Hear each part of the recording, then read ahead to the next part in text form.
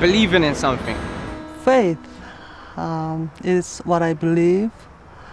I believe in God, love that God has brought to my life. It can be belief in a person, belief in a ideal, belief in a faith itself, a religion. Faith is belief, and I think it's belief based on conviction. Faith, for me, would be, I think, a trust, a complete and total trust in God. As Christian, we believe that Jesus Christ has died for us, so we have faith on that. Faith to me is basically just knowing that there's someone there looking over you, do you know what I'm saying? We need faith to be able to just go from day to day, to know that there's a way forward. Faith is never giving up. Faith is believing, it's trusting, it's saying, I believe that this is true.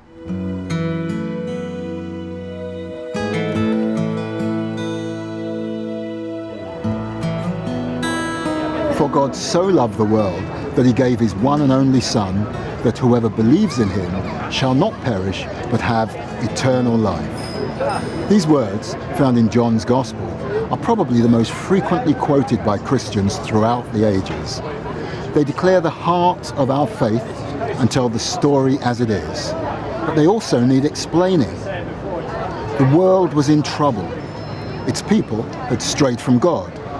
God chose to do something about it by giving his Son, his one and only Son. Through this giving, it became possible for everyone to be rescued and blessed with eternal life. The text tells us this remedy took place out of love, God's love for his world. What was the problem? Almost from the beginning, the people God created turned away from him and followed their own thinking. It wasn't a good idea. It led to confusion and unhappiness. Problems occurred at every level, in personal relationships within individuals and among nations. People generally lost touch with God, at least in the sense of being in good relationship with him. It's hard to feel things are right when you deliberately go against what someone else asks, especially if that someone is God, your creator. Some devised ways of expressing regret for their wrongdoing and made attempts to put things right.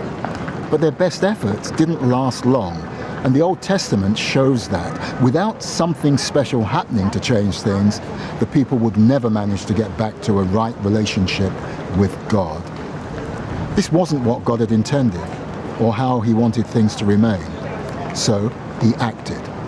Just how and when he decided to act is unknown, but we're told why he acted. It was because he loved us.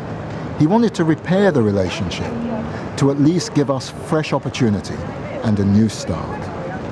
God's remedy was to send his Son, Jesus, to be one of us, to live among us, to share in our life, and to meet us at a level we could understand, human relationship.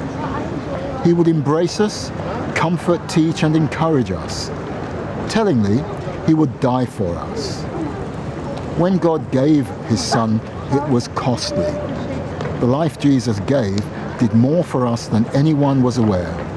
It helped people see a God of love and come to believe in him. It gave birth to the Christian faith.